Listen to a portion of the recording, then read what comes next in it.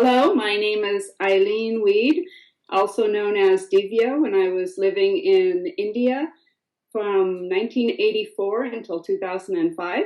I'm on Skype here in Boulder, Colorado, America. And with me, Robert, if you'd introduce yourself. Yes, I'm Robert Priddy, and I'm known best these days for my websites, which are critical of Sathya Sai Baba. And that is the reason for this interview discussion, to give people some idea of what we are like, two of his foremost critics, and what basis we have for the standpoint we've taken. I was, for 18 years, the leader of the Norwegian Sathya Sai organization, and I visited Sai Baba many times, 9 times, covering over a year, and had 5 interviews, which were about 2 hours long each, and 5 private interviews, and also hundreds of darsans, where he spoke to me on various occasions. Mainly, I knew some of his very closest services, particularly one who is the famous V.K. Narasimhan, who was a very famous journalist in India because of his opposition to Indira Gandhi's emergency, which was very dangerous, and he became known as the lion of the anti-emergency movement. And he was a close associate of Sai Baba in his elder years, and he needed someone to confide in about all his doubts and problems. And I got to hear the real story of what Sai Baba was really like, what he actually did, what he actually said. How long did you know Narasimha, and how did you first get to know him and him confiding in you? I first met him very briefly on my first visit, but he looked very strange. He had a vibhuti on his forehead and a red mark and in a dhoti, and he looked very odd. And he came up and he sort of stared at me, and I thought, what's this, And so I nodded to him, and he stared at me, and he stared at me, and then he smiled, and then off he went, because I didn't respond perhaps in the way he expected. I didn't see him again until a couple of years later. I think it was that I sent in an article for Sanatana Sarati, which is Sai Baba's journal, was Sai Baba's journal, and he was the editor at that time. Being a famous newspaper man, he'd taken this job on, and he was very interested in the article. He was very pleased with it, and I found this out because when I went to one of his lectures, which he used to hold in the old lecture hall, because I knew he was Narasimhan, I knew he was the editor, I introduced myself afterwards, and he said, "Oh, you're the person who wrote that. Oh, well." And it turned out that we had a very close relationship from then on. And I didn't understand why. I thought, well, he likes what I write and so on, and he kept on pressing me to write more and more articles and so on. But the reason was, he later told me, that I was the spitting image of his best friend, an Englishman, who he had sat in jail with when demonstrating against Gandhi, who had subsequently died. And he wondered if I knew this person, knew about him, and I didn't know anything about him. He said, no, we had definitely have a connection of some sort or other. And it turned out later on that here in Norway, one lady came who was a devotee, and she had actually been in India with her husband, who was Indian at the time. She divorced him later. He'd come to New York, where she was living at the time, and she had taken him around for an entire week and entertained him and taken him to see Ibsen dramas and things like that. And she was one of our best friends from years back, and she became a Sai Baba devotee. So that was an extraordinary coincidence as well. And there were others.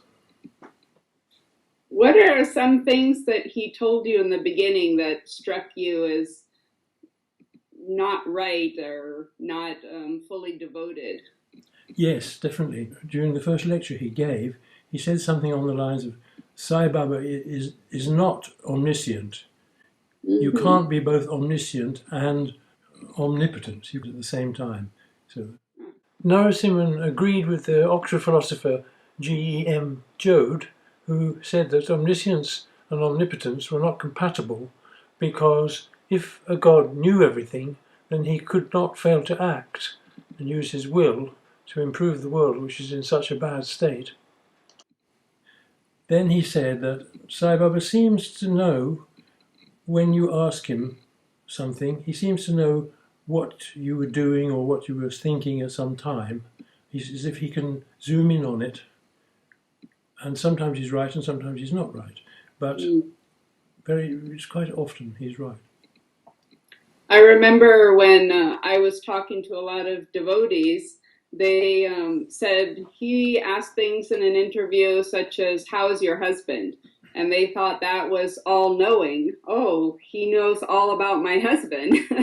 But he asked a lot of women that weren't married the same thing. And when they said, "I'm not married," he would use an excuse and say something like, "Oh, you will be. And I know him in the future," or something. So it seemed to me a lot of things, he said the same things to many people, and sometimes he'd be right and sometimes not. Exactly. So when Narasimha, when you heard that from him, was that in a lecture that he did with a lot of people, or is that yes, privately? it was. Well, about 25 people or something like that. Did you ask him about it afterwards, or did he elaborate with you in private? Through the years, he was very interested in this question, and he wondered what I thought about it, and I did quite a lot of study on the matter. Do you have a specific example of something he mentioned that happened at the ashram, or something in Sai Baba's life that proved that he wasn't omniscient and didn't know everything that was happening? Many things. Oh. Many things. One thing which was rather telling above all else was that he had never seen anybody who had ever been cured by Sai Baba. Oh. And he had seen many people come and go, and he never felt that a single one was true. And he himself had an eye operation. Sai Baba used to arrange this for some of his devotees to go and have an eye operation when they needed. And he had an eye operation, and it was very successful. And he came back to the ashram, and he didn't follow the instructions, and he took the bandage off too early. And he got infected in the eye, one eye. And it began to be very painful and inflamed. And he went to Sai Baba, and Sai Baba said, "Oh yes," and he made some vibhuti for him, apparently made. Don't know how he did that, but put it on his eye, didn't get any better. So within another few hours or so, he came back to Swami, because he could just walk in and knock on the door practically. And Swami sent him in his own car to Bangalore, to a specialist, and he lost sight in his eye.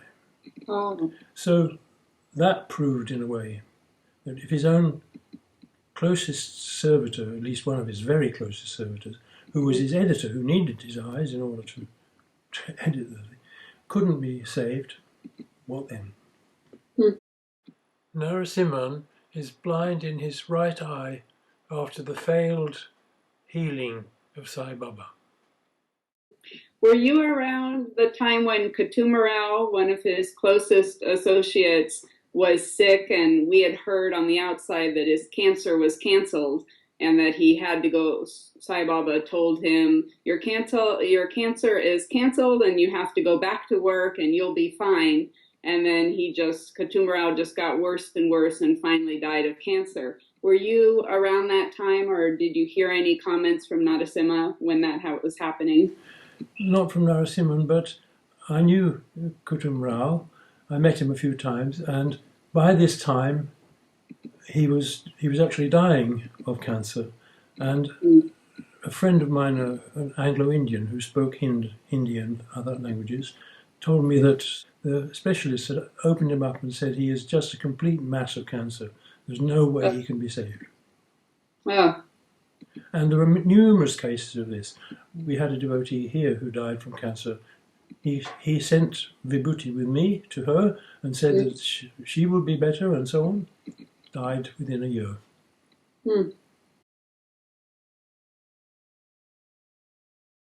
So many things like that has happened that we all heard about while living there. Of course, we just made excuses that it's their karma, or he knew all along, he was just trying to make them feel better or something. Exactly, yes.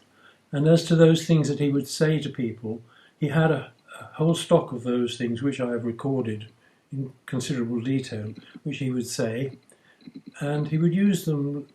It was very tricky. He knew how to use them properly and knew how to back out if something went wrong. But Yeah. it was still evident to anyone who wasn't a devotee and who wasn't willing to believe anything and everything about him that it was not true. It was rubbish. He said things to me too of that nature, which weren't true, which weren't accurate.